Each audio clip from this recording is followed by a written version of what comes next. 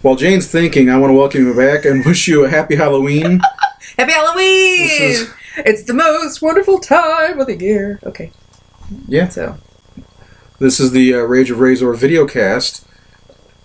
Podcast. Video. Horror. 2015 horror videocast. 31 Days of Horror. Yes. It's something. For those of you who just have a huge,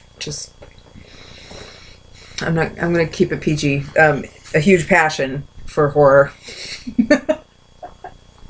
Okay. So if you this time of the year you love it because you see all the Halloween decorations in here. You just I forgot celebrate your love to ask horror. last time. First of all, you can follow me on Twitter at Rayzor_33 and on Facebook at Rage of Rayzor.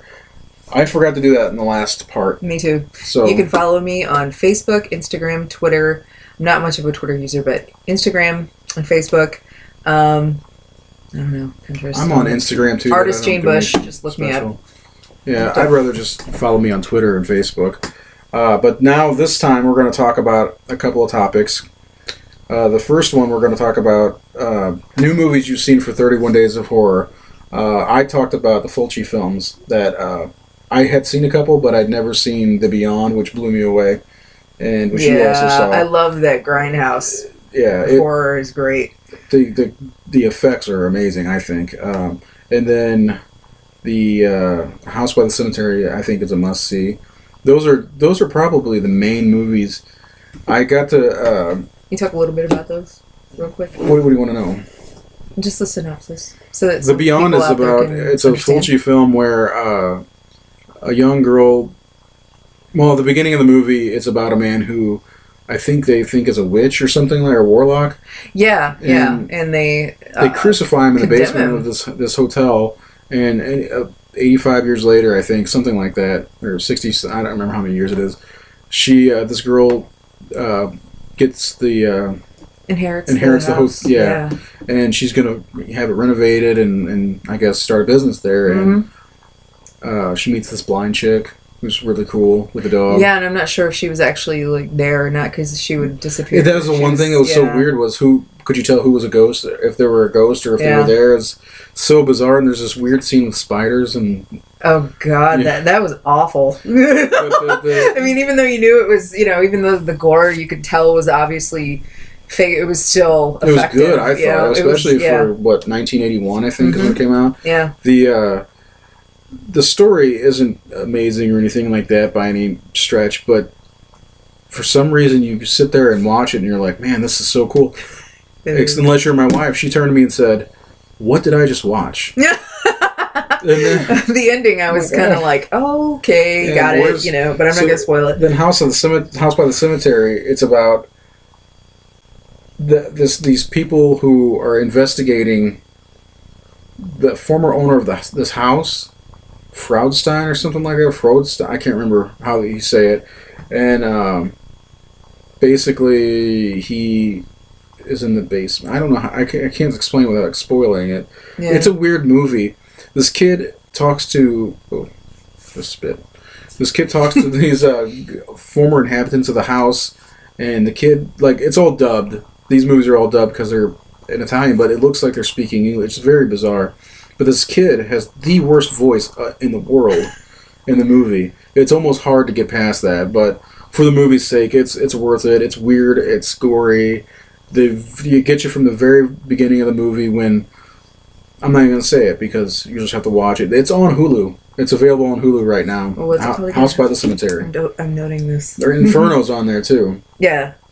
And you saw The Brood recently. Yes, I did. It's funny, I lent that to you, then I realized it was on Hulu. Really? Yeah. That particular film, I have a weird kind of love-hate thing for David Cronenberg. His movies are hit or miss because... Yeah, they really are. The Fly is fantastic. That movie Scanners. Yes. You like that? Yeah. I didn't care for it. I don't think it's a horror film. No, I don't. I associate it with a horror. I think it's a thriller. Yeah, well, kind of a science fiction thriller. Yeah, sci-fi thriller. But I don't just because of the scene with the exploding head, they associated that with horror. That's the best part of the whole movie. If you ask me. It is. This is the very beginning of the movie. But I was going to say I like the fact that this guy, they have him in other movies. Like he was the villain in Nightbreed, the Clive Barker movie. You ever see Nightbreed? Yeah, you should see that one. It's on the top 100. But yeah, he plays the villain in that, and I'm a big Clive Barker fan. Hellraiser. Oh yeah. Matter of fact, Hellraiser was one of my favorites. When people text me, it's the line that Pinhead says, "No tears, please." Didn't you have one that when somebody texted you, it said Jesus wept? No, Jesus wept. Yeah. When Frank gets pulled apart. What else have you seen that's new to you?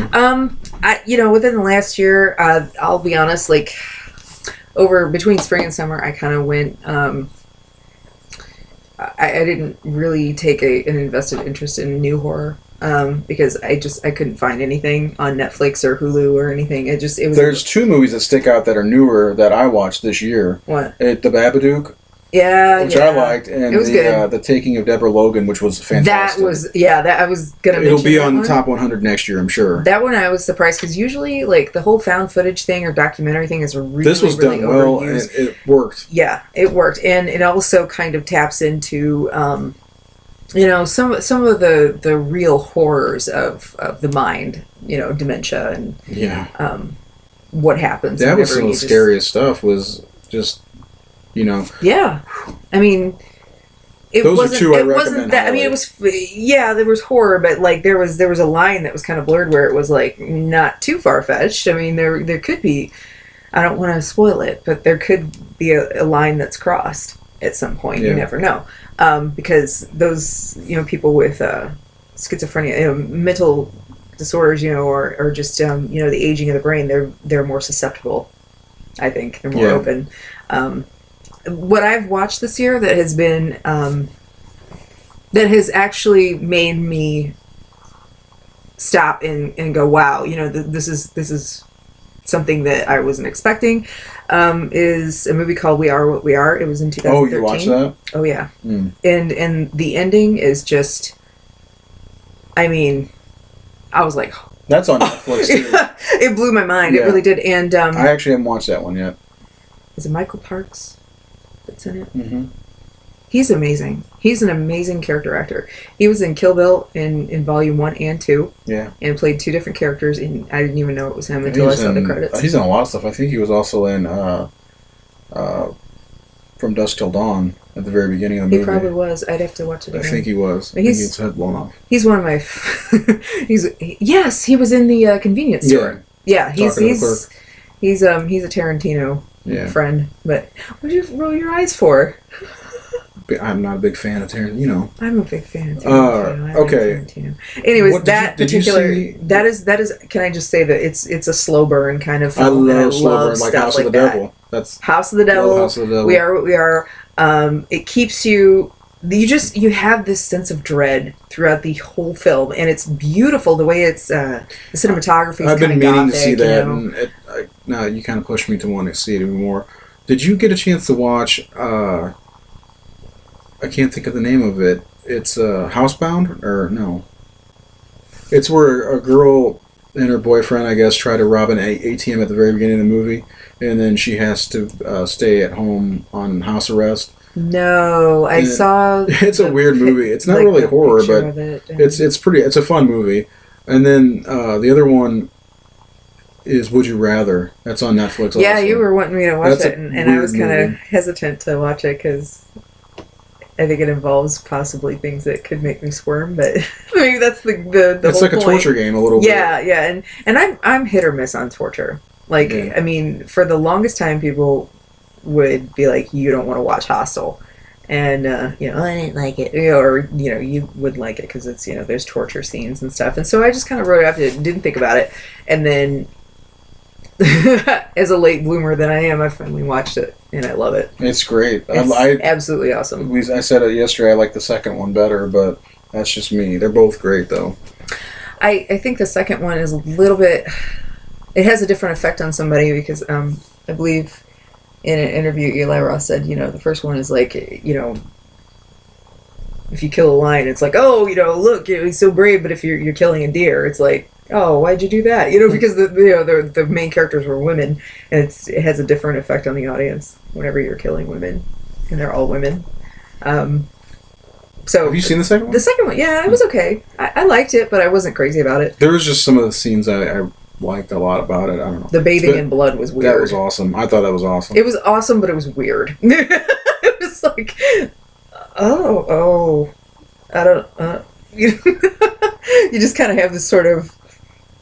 I like it, but it's.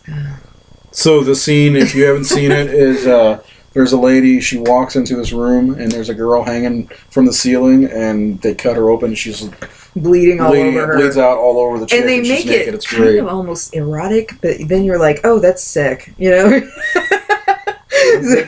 was unexpected. I said the girl wakes up and that happens. It's like, whoa. Yeah. That's cool. So, but you could definitely. The great thing about that is they make the characters so likable, and you're watching them, and you're just like, they have that sense of dread, and you're wondering, oh shit, what's going to happen, But I loved it. I loved the first one. The second one's okay. But I was also going to say, I liked Tusk a lot. I still haven't watched that one yet. Really, I wouldn't. I walked out of the theater and I thought, well, what did I just watch? But I think it's gonna make 3 of those it movies. messed with my head. I was horrified, but they were kind of advertising it as like a horror / comedy, and the only reason it's comedic is because there are parts of it that are absolutely ridiculous, but then there are parts of it that are just absolutely horrifying and kind of heartbreaking. I want to see it because I like Kevin Smith. I always have, and I know there's going to be 2 more, not based on the same thing, but in that universe they're making 2 more. I think Johnny Depp's in the next one. I think it's Yoga Hosers or something like that. For those who haven't seen Tusk, Johnny Depp is in it. Oh, he is in that one. Oh my gosh, and you can't even recognize him. That's good. He's amazing. He was flawless. It's just. I was sitting in the theater and I was like, is that Johnny Depp? Is that Johnny Depp? And I was like, holy shit, that's Johnny Depp. I think he's uncredited too. Yeah, he went uncredited. Mm-hmm. So, yeah. So what's our next topic? Well, we've got 2 more topics and we're already trying to keep these around 15 minutes. People don't want to watch anything more than 10 or 15 minutes. So what we're going to do is we're going to wrap this up real fast with, let's just talk about a couple of things. Like, if you're at home and you want to watch something and you kind of feel like you want to watch horror, what are you going to watch? Well, it depends on if I want blood and gore, if I want something supernatural. If I'm going for something